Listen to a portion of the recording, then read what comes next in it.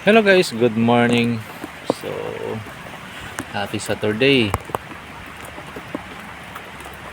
Sa 5:30 in the morning.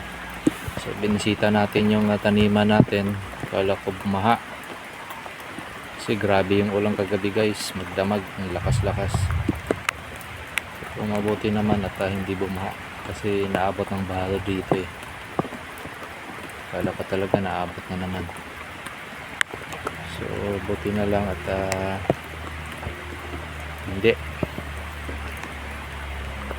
So, tingnan natin guys. Hirap na dito. Kasi nung nakaraan, naabot ng baha dito. Was out yung tanim kong pipino. Out of 1,500 yung tanim ko, natira is 200 plus lang. Yan guys, ang ilag yan, malakas yung agos pero hindi naman lumaki.